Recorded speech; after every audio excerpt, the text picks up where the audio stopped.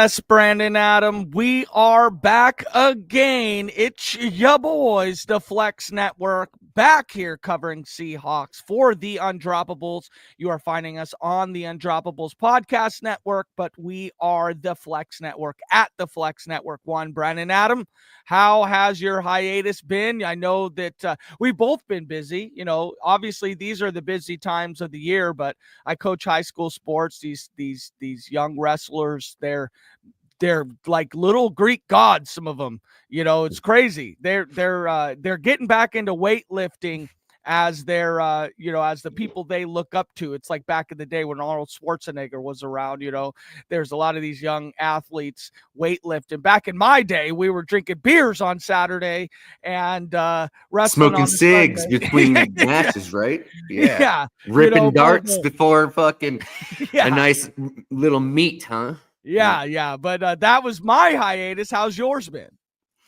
Just awesome. Just following my kid around for sports, man. Just been, dude, it's just insane how much time I have to invest into her right now with these two teams she's playing on. So it's just what it is. And, you know, like we don't get home till like 8:00, 8:30 at night. Sometimes it's just nuts. She practices twice a day. Like she is a nut. And she's a beast little 10-year-old girl, man. So yeah, that's great. We both got 10-year-old girls. It's wonderful. Happy Thanksgiving to all the peeps out there in the world. But today we are talking about our I told you so first place Seattle Seahawks. I never doubted them once. Never doubted it. Never doubted it one time. Hey, our preseason show that we had talking about the schedule and it kind of panned out. Yeah. It's close. I mean, I said that we were only going to lose 6 games, where we are in a market here right now. We're looking at the rest of the schedule for the Seattle Seahawks. I mean, we're definitely in the thick of it right now. I mean, we go up against the Jets this week, Cardinals next week, which I had mentioned in our podcast that we usually split with every divisional team, which so far has been true. I believe I think so. Or did the Rams beat us twice? I don't remember. No, Rams haven't beat us twice yet. Okay, that's right. We haven't even. Okay, they're the last game of the season for us. So yeah. So hey, you know, even that's splitting games with divisionals. Yeah, right now, if we were ending up being able to beat the Cardinals and the Rams, that would be 2 on the Cardinals, split with the Rams. But like I said, the meat of the season with the Bills about a couple weeks ago, the Rams a couple weeks ago, now coming up here, Jets, Cardinals, Packers, Vikings. I mean, the Bears, they almost beat the Lions, you know, one timeout away. God damn it, man. Like disgusting. That's what happens when you don't got any captain of the ship that knows what the hell is going on the field. Bless Mike McDonald, his first year, he's still he's outcoached Eberflus by 1.5 miles, and it's his first year, and it's just Eberflus, man, you deserve to be fired for sure. I mean, how games much are on him. How much do you think that you know, armchair GMs like all of us, like us, yeah, like all of us, when we are calling for Eberflus to be fired, like a long time ago, like how unreal is it for an NFL team to be like, you're our guy this year? It's like, no, dude. Everybody else can see the writing on the wall. How come these NFL teams can't see it, Brandon? It's that ownership. The ownership. So we've been pretty blessed with our ownership with Mr. Allen, and now he passed away. But rest in peace. We've been phenomenal with our ownership, and they've kind of done the right steps, kind of getting out of the way once they make a hire. Make it work. They really understand culture building, and that's what it's all about, is building good culture. And you can see it all over Seattle. Like, man, we play hard. We make mistakes. We fucking make mistakes, but we play all out all the time. And that is something that I am proud that we got going on, because our boys are flying around. It's pretty awesome to see. Mape, Witherspoon has just been a monster this year. Like you called, he is a key to that secondary, man. When he's doing his thing, it's awesome. Like he covers up a lot of mistakes with speed and just diagnosing things quickly. I think we get at least 2 picks today. I think we get 2. I think this is going to be a big game for us at home. I think this is a tone setter game at home for the rest of the year. I think they understand that they are fortunate to be where we're at in the division with what's going on within our own division with the Niners fall from grace.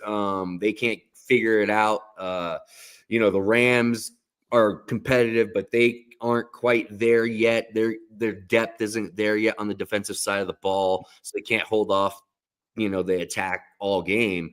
And then the Cards, Kyler is really starting to play good football. He's playing within himself. He's not worried about the numbers. He's worried about completions and making the chains move. That's all he cares about. And they got a good culture down there with the Cards. I think it's going to come down with us, with Seattle and the Cards, and that's going to be legit when that happens again. Yeah, and the Rams are, they're an incredible offense. Matt Stafford is one of my he's in my top 5. He's a dog, dude. Ever since he came out, I just followed him. He's just a gritty guy, never gives up. You'd love to see a guy like that succeed in the NFL. And not against us, not this year. He already has a Super Bowl. Fuck that. He's already got one. We're done with that.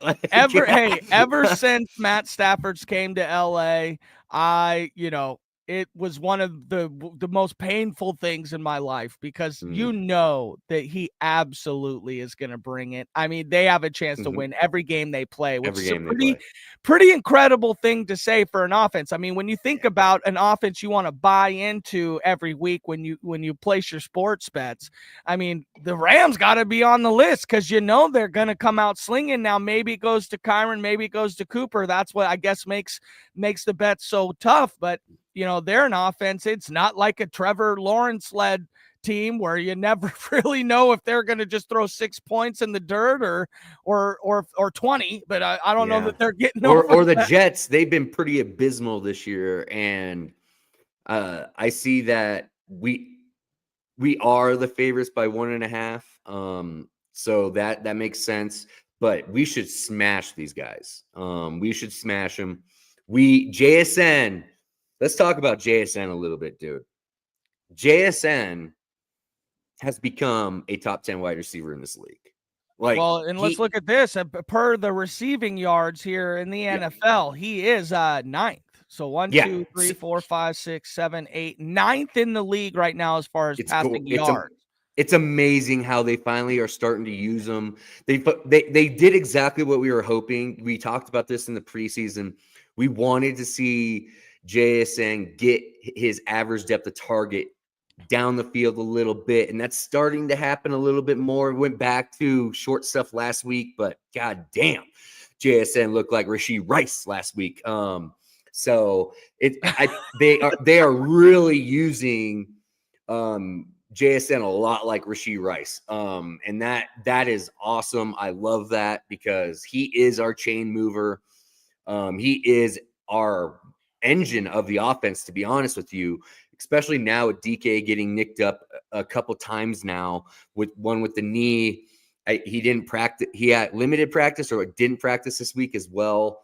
He's a little banged up. So I don't know. We'll see if he goes today, but man, JSN has the matchup this week with going against Michael Carter this week.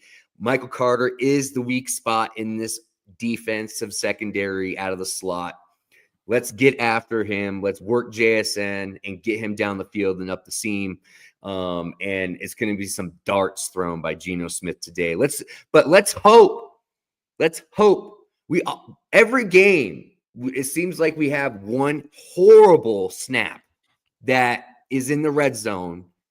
Can we clean that up? Can we clean that up? What the F? I am literally beside myself watching that happen every game almost. And that is so freaking disgusting to watch as a fan. It's like, get it together. Once is okay a year. Once is okay. That's going to happen. But you can literally almost bet once a week that one snap is going to get away from Geno Smith and is going to get thrown 30 yards backwards. Like, it's just crazy. So let's get it under control. Let's get that cadence right and get into rhythm. That's what it's all about. But I do think we absolutely run away with this game. Yeah, the Jets, man, what's going on with them? On paper, they are a Super Bowl winning team.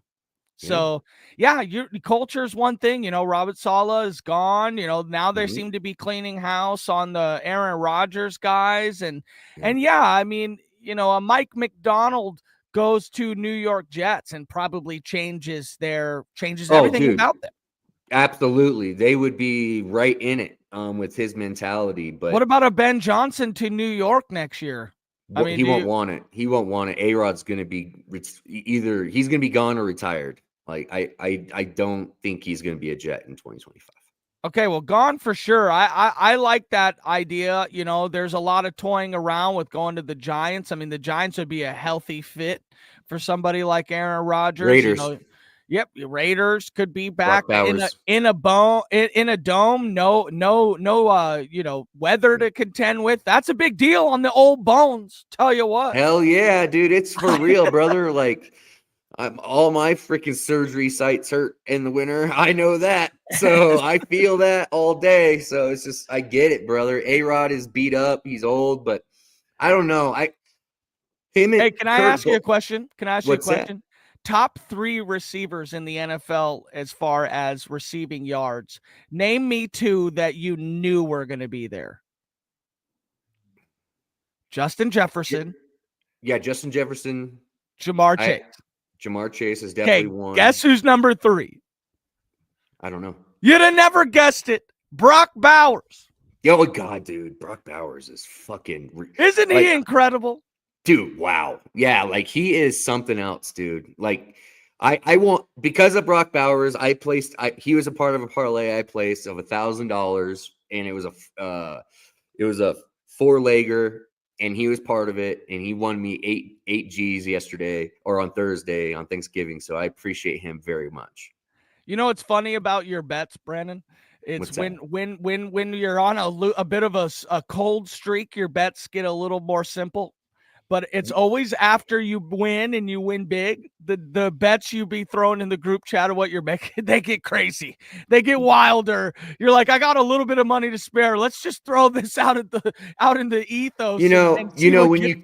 When you cash for 15 grand in one day, like maybe one day you'll be able to do that, Matt. I don't know. Can't. Not in Washington State. Yeah. I don't know. Maybe one day, but until then, we'll see. Yeah, dude, it's great. I feel like I am making these bets. When you win, I feel like we win. It's kind of funny to watch. But let's get back to the Seahawks. I know it's Thanksgiving weekend. I wanted to comment on a bunch of things NFL, but getting back to the Seahawks, it's pretty crazy how underrated we are. I mean, if you look at our team, underrated, wasn't even slated to be in the playoffs, maybe. Probably nowhere near the playoffs. Then you got a team like New York Jets who are slated to win the Super Bowl this year, had some good odds in there to win the Super Bowl this year. But when you look at the two teams, and I mean, preseason, they didn't have Devontae Adams, right? So, but even now with Devontae Adams, we have a better offense than they do. I mean, our guys, Kenneth Walker, DK Metcalf, Jackson Smith, and Jigba, absolutely, in my opinion, are better than Brees, Garrett, and Devontae. Do you agree? I do. I think we have pieces that are some of the best in the NFL, and they complement each other, which is awesome. They aren't redundant players and roles. These are guys that's why I like about our team building that John Schneider built out, is that everybody works off of each other. The offense is so deep. It's not one-dimensional. It's because of DK's, absence for some of the year. It's been a little bit one-dimensional or two-dimensional with Kenneth and with JSN. But when DK's in the lineup, it's an offense that can score from anywhere and keep up with anybody. Just remember what we did with the Detroit Lions. Remember that game? That game was insanity. Like, that was one of the best games of the year. And yeah, I think we are a little underrated. It's because we have, Geno Smith isn't like some guy that everybody like loves. Like, some people, I still have my like issues with Geno Smith. I think he still has more to prove with me. But yeah, I think this is a prove it game for Geno. I want to see him calm. I want to see him like an assassin today. I don't want to see him all hopped up crazy. I don't want to see my quarterback like that. I don't. Like, I want my quarterback to be freaking like a damn surgeon in there. Like, just cold as ice and just the calmest dude in the freaking building. That's who I want. And sometimes Geno looks like that, and then sometimes he doesn't. So it's just interesting with him. But yeah, what's fun is that Leonard Williams played for the Jets too. So this is a little revenge game for him. And what a game he had last game, dude. He was a absolute monster last game. He had so many pressures. He had sacks. He had coverage passes. Like, he was dropping in coverage, a 300-pound man. Like, it's just insane what he was doing. And it's fun. I'm so happy that we traded for that guy. And you were a little hesitant on Leonard Williams on what you thought about him. His age and the price. I think he's just so good. I think he's too good, and this is exactly who we need. And maybe our young pup Byron will get a little motivated seeing the big fella Leonard Williams produce like he did last game. And honestly, having Byron Murphy next to him is a big reason why Leonard could do what he was doing. So yeah, absolutely. Absolutely. Leonard, Leonard Williams and Byron Murphy are the perfect combo. You definitely can see the bright spots for Byron Murphy. I mean, he is definitely, I thought that he was going to get a little bit more pressure. And I guess that I am okay with where he is right now, because I do see how the offense revolves around having a stick that plugs something right up the middle. And you can see that when Byron Murphy's in the game, we get to the quarterback a little bit better because he's taking on a couple guys, or he's making sure to plug some holes that may not have been plugged. And if those holes are gaping and wide open, then your mother's a whore. You know what I mean? No, I'm just joking, but it could be why we're getting gouged in the run play. I mean, you absolutely cannot win a football game when all of a sudden there are breakouts of 60 plus yards, 40 plus yards, and we're doing it 3 or 4 times a game for 150 plus rushing yards against us on the defense. You can see when all of our guys are healthy, guys like Derek Hall, who are having an incredible year. Oh, he's been flying around and getting an actual chance to play. Which it seems like that was the problem, is that we just didn't feel like, was he an outside edge rusher? Was he an inside, set the edge guy?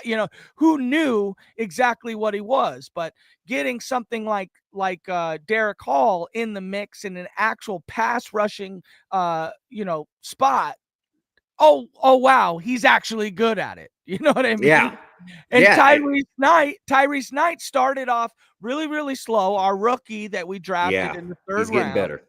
Getting significantly better. He is now up to 27th out of 83 as far as PFF grade for a linebacker, which is incredible. Ernest Jones, the one we traded for, who we probably look to re-sign, he's in the 40s. 100% re-sign him. Yes, 100%. Yeah, and so I get it. The Leonard Williams thing, I'm very, I was 100% on as far as not being happy at the Leonard Williams thing. It was an age thing. I felt like we were giving a lot of money to him. The production hasn't been there all year for the money we have, but if we can get it for the rest of the season starting today, then that's where I'm at. The Seahawks. He's getting a sack today. He is going to eat A-Rod today. Like, he is going to hit him so hard. I'm excited to give the finger back to the Jets, man. He had a bad time there. That wasn't a fun time for him back then. He spoke about that a little bit. He spoke about how I caught his interview with Pat Kerwin, man, and wow, what a great guy he is. Like he said that last week was the first time in his NFL like career where he was just like at peace where he was at, and it's so calm, and like just he was just the aura around him was so good that week. People even noticed all around him that people were telling him something's going on with you. You seem way different this week, and he just went off. And I think he continues to do that. He's an unsung hero for our defense, and I'm excited to talk about. I had to talk about him a little bit. Well, let's talk about Spoon right now. Yep. I mean, the play that everybody has seen where Spoon heads inside him and Kyler and then has to change direction, chase Kyler down to the sideline. And we know how fast Kyler is, but that closing speed, that type of redirection and play recognition from Devin Witherspoon is otherworldly. You know, dude, he all pro. Getting a chance to watch Jalen Carter on the Eagles, it really is tough for me because we had a chance to draft him. Mm-hmm. He wasn't good for our culture, right? And so that's okay. That's okay. He's not good for our culture. He was good for the Eagles culture. He seems to fit really well there. They have a bunch of fucking lions on the defensive it's a scary defensive line. That's a real line, dude. And his rookie year, they had the top offensive line. So when you got a dog that you need to tame a little bit, a Rottweiler, you need to tame a little bit, have him around a bunch of lions, you know, and to where he feels like he's a dog at the college level. And he's a dog. I mean, he's definitely a dog. But when you're around a bunch of veteran lions who are a Super Bowl contending team, you know, you get put in check real quick. I mean, a lot of that culture stuff can be, but Spoon or Carter, I like where we're at with Spoon. I like the idea of what we got with him. I still would like to see Mike McDonald find a way to get Spoon more active in the game. It seems like the first half of the season, he's playing coverage, which is not really his game. I mean, it is. I'm not saying he's not good at coverage, but he is a guy. He's a disruptor here. Yep. And you saw it when he was able to get him involved in the Arizona Cardinals. He's like a Buda Baker in that manner where he needs to be schemed. Yes. Yeah, of course. Yeah. But I'm just saying, like, he needs to be schemed up for some opportunities to get at that ball, because I think when he's not super engaged, it's just he plays. But when he's getting, like, when he knows like he's going to get after some turnover opportunities, he has like a different gear and a different mentality. It's pretty great. And I think you're right. I think Mike was getting used to him. I think he was getting used to Mike for the first, and we knew this. Like, I can't wait to see where this defense is at next year. Like, next year, this defense is going to be phenomenal. But we're talking about this year and the run to the playoff. I think we're really going to start. This unit is going to be moving on a string, and they are going to be getting a lot of turnovers and to finish out the year, because they're going to finally be diagnosing things correctly. Early in the season, we were giving up some big plays because we weren't on a string. We weren't together on it and mentally, and we gave up some broken plays. So now I think we're going to start seeing that gelling, and I think we're going to start seeing the best Seahawks team of the year today. I think today is a big part of it. And like I said, I see A-Rod's coughing it up. He's gonna get strip sacked once. He's gonna fumble it. It's gonna happen. And I think it's gonna be Mafe getting on him. I think he's the one that terrorizes him today. Tyrone, the left tackle for the Jets is out for the year, sent to IR. They also lost CJ Mosley will not be playing today, so good for Ken Walker. The rush game and the center and the guards not having to deal with that guy in the muck. So that's a plus for us. So I'm excited for that. That just came down. I saw that on my phone. Yeah, nice. Let's talk about this too. Charles Cross has been good all year. Finally, we Yes. are getting back our guy, our beloved, our Needed him. local hometown hero, Abraham Lucas. He had a 70 pass block grade from last week, which is the number one on the line. Right there, yeah, he's the best already. No, actually, sorry, it was Charles Cross at 80, but Charles Cross, perfect. Abe Lucas, boom, right there, bookends. We hadn't had it all year. You might start to really see Ken Walker get going finally. You're right. We had saw little slivers of the greatness that Ken Walker is, and that was with absolutely third, fourth string offensive linemen in there. I guarantee if we looked up yards before or yards behind the line of scrimmage before contact, I guarantee we had the worst. He had no room. Like he had to make a cut in his backfield almost every run. It seemed like people were getting through at will. And that's half the reason why Gino probably looks the way he does sometimes, because of the pressure. So I totally get that. But you're right. The bookends, that's for Gino, man. Gino's going to be feeling very comfortable as long as those two are healthy and available. And we finally got them. We survived it. We're 6-5 and survived that. So that's exciting. So that's a big, big, big deal. Kenneth Walker, top 4 running back per PFF grade, a little bit ahead of Saquon Barkley and only behind Derrick Henry, Bijan, and Josh Jacobs. He's unbelievable. Ken Walker's unbelievable. It shows you this year, this was a good running back year. It really was. It was some old school This is like old school football a little bit, right? It's freaking sick. We haven't seen something like what Saquon's doing since LaDainian Tomlinson, dude. Like, that's where he's at. Like, he's scoring, like, at the point of what LT was doing, dude. Like, that is insane. And then Derrick Henry's doing his thing. Like, I think that game is going to be fun to watch today. I'm curious to see who has the better game, because they both have crap matchups for rushing. Like, those are some of the two toughest teams to rush on right now. So I think AJ Brown week is upon us. But it's amazing. I'm excited for the running back position. Kind of got thrown out the door. And I love that GMs finally were like, you know what? Let's go back a little bit. Give it a shot. Let's give it a shot. Let's. You know why? You know why they're doing that, brother? It's because the average size of an NFL defense in 2024 is so much lighter compared to what it was just 10 years ago.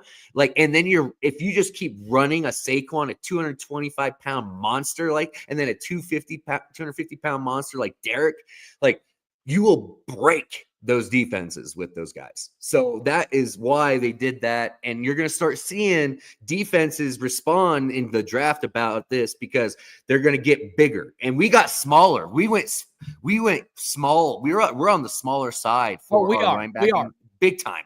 And so, but that is going to, we went with that trend in a big way with Mike McDonald. He's all about speed and rallying to the football. And it's finally working out. I mean, hey, you could have criticized Mike McDonald the entire way through, because we did have some bad spots there. But hey, let's be real. I never blamed it on him. Well, it's not about him. It's our injuries, man. If you if you plan, here's the thing. First of all, you took over a bad team. Let's be real. I mean, not on offense, but defensively, we weren't a very good team.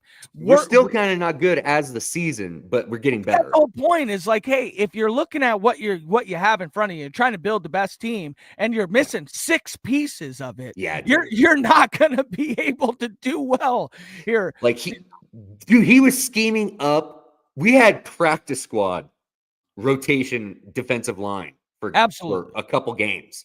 Like, it was for him to be able to scheme that up and be able to run fit with just scheme and not even talent. It was all about scheme there. That's impressive stuff. And I'm very happy about the hire. Like, I think he's very good for us. Last thing I want to mention about Saquon is, I heard the quad measurement was 29 inches around, dude. You think about that, bro?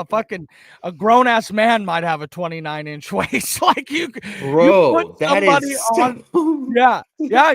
And AJ Dillon's quads, he was better quads than Saquon at 34, bro. That's my waist. So if I literally sat next to freaking AJ Dillon, my entire waist would be the quad size of AJ Dillon. It's freaking unreal.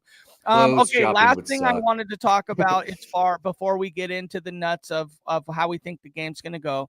You made a mention of next year and how our team looks a little bit better. Per Walter Football, there is one quarterback that seems to sneak into the second round, not a first round guy, who is Carson Beck. Knowing what we know about Geno, Carson Beck is one of the premier quarterbacks that, even though they say right now he's a second round pick, Will Levis was a second round pick. Anthony Richardson was a second round pick, and then all of a sudden was top 4 overall. I almost would rather just take Will Levis if he gets moved from, Well, so this is where I was going to say is, we would basically, my theory is that we have a chance to be one of those teams in the 18 to 22 pick range that overdrafts a quarterback. I have been very public in saying that I'd like to stick with Geno over the next 2 to 3 years and then find somebody in the draft that I think is worth value, or maybe trade up if we can. But I don't think our team does that. To be honest, I've never seen the Baltimore Ravens do a lot of movements. So I think that they, stay and play it where they are. Do you like to see Geno, or would you like to see Geno continue through, or would you like to overdraft a guy like Carson Beck to come in here? And by overdrafting, you think that guy's the guy of the future. Now, without being, without analyzing Carson Beck too much, this is more of an indictment on Geno Smith. Would you still, seeing how we are, because, hey, our team's ready to be better, and we're not because of Geno Smith. I mean, where are you at with him? I think we should get a quarterback to groom, at least to get going. It would be cool to be able to have a kid just sit for a year. That would be very helpful for anybody that is getting drafted in the second round for a reason. There are veteran quarterbacks going to be available next year. Sam Darnold. I like Sam Darnold. Could you imagine Sam Darnold ripping it to JSN, ripping it to DK Deep? I think he would be something. But honestly, Sam Darnold, Geno Smith, they're almost, like you're talking about the same guy, but just different ages. So you would actually have to move off of a Geno to get a Sam Darnold completely. I actually like that because of what Jared Goff has been able to do with the Detroit Lions. You look at a guy like Sam Darnold, who went into an offense that I don't think that Minnesota offense is anywhere close to our offense, but obviously with Jettas as the top receiver, good coach, good QB coach. But it's also their defense that came alive this year. And what happened? Dude, they had the worst defense last year. I did not, and they didn't draft anybody. Rush. No, they did. It was Dallas Turner. So Dallas Turner. Yeah. No, it's pass rush. I mean, that's what it is. When you can get to the quarterback, man, and you can make them, you could terrorize a quarterback, any quarterback you go against. But hey, it helps that Sam Darnold's slinging that thing, so it's not like he's not doing well. So you're right. Hey, that's a heck of a call. The other one is, hey, we got we got the guy sitting here, Sam Howell. I mean, he's young. He played as a rookie. He was really good. I mean, he is sitting. I mean, why can't it be him as the transition quarterback? I mean, like it's a different thing being good to being acceptable to be around. That's it. Like, I don't know. I'm not a Sam Howell guy. I liked him coming out of college, but after watching him, I don't think he's the guy. I don't think I want my franchise to be, ran by him. I want somebody real. I want somebody, that has some swag. And I think, honestly, Darnold's kind of been part of that QB club behind the scenes. Like, he's always training with Josh Allen. He's always with the Palmers. He's doing all sorts of good stuff. Like, he's always around some great people. Kyle Shanahan really helped this kid last year behind the scenes getting the IQ up there. Now he's reading and diagnosing. That he went to kind of like quarterback college, to be honest. And what about Russ? Would you take Russ back? No. Okay, that's dead. Yeah. I don't even know what I was thinking there. Well, let's talk about Sam Howell for just a quick second. I mean, Jameis Winston had the same stink on him, and now he's a legend. Give the guy a chance. Jameis Winston all I gotta is a say. joke. Like hey, no. I'll take Jameis. Hey, let's get Jameis out here, okay? Anyway, let's get to the end of this podcast here. I want to talk about some of the PFF bets that seem to be edged. It looks like a lot of the people are on the over on the game, 41.5 points on the over. It looks like Aaron Rodgers over 22.5 completions, over 1.5 passing touchdowns. Braylon Allen, Breece Hall's coming in with an injury. Yep. What do you think about it? Seems like one of these weirdo ones where, Breece Hall's playing and then you throw him out there and it's really Braylon Allen the whole game. They just wanted to test him out. So are you playing Breece Hall in fantasy football with any confidence, or are we just putting in Braylon Allen and just kind of letting it go, or what? Oh man, that's a good call. To be honest, like I just read a thing that said that initially with the Breece Hall injury, they thought he was going to be out a few games. So for him to be active today and try and play, I think he feels the pressure of a Braylon Allen. I think he knows that if Allen gets a big look, has a few game run, he is going to be they're going to have a hard decision to do, because you don't invest into running backs past the first contract. So I think he understands that Braylon Allen is a very talented guy and could be the next Derrick Henry kid that breaks out. Remember Derrick Henry was running mates with DeMarco Murray at one point. And DeMarco Murray finally had to get pushed out of there for Derrick Henry to be Derrick Henry. And it's kind of like a similar situation here. So I actually I am worried about Breece. I'm scared to start him this week, but you got to if you drafted him. But yeah, I'm not starting Allen though. Like I would run him in DFS though, and maybe throw a small bet wager in for like an anytime touchdown for him, and if he does play. So let's look at this. I mean, the reason why Breece is playing is because the Jets aren't out of the playoff picture. Nope. They're really not. I mean, 3-8 team, sure, but they have a spot here where they can get up there. The Broncos hold the last spot right now, 7-5. The Broncos schedule Browns, Colts, Chargers, Bengals, Chiefs. I mean, that's kind of a little bit of a rugged mix there. For the Jets, they have coming up here, obviously Seahawks, but Dolphins, Jags, Rams, Bills, Dolphins again. So that's kind of tough. But let's say, hey, they think they can win 5 of the next 6 games or whatever, then that puts them in the 8-win mark. If the Broncos and the Chargers, both 7-win teams, seem to be, maybe take a couple L's. I mean, who knows? There could be a world point because they're going to lose today. Jets are losing today. Yeah, damn right. All right, let's get back to a couple more of these. Under 13.5 carries for Breece Hall. That's the edge. That makes sense. Over 5.5 receptions for both Garrett Wilson and Devontae Adams. Jeremy Ruckert over 6.5 receiving yards is a hit. It looks like for the Seahawks, DK Metcalf over 55.5 receiving rushing yards. Geno over 21.5 completions. And then Jackson under 5.5 receptions, under 55.5 yards. That's the edge. I don't know that I can agree with anything like that. That seems a little crazy to me, Brandon. The edge of the world is on the under for JSN. Do you believe it is? Yeah, I think JSN has a great game today. But a lot of sharps I follow are on the under for this game.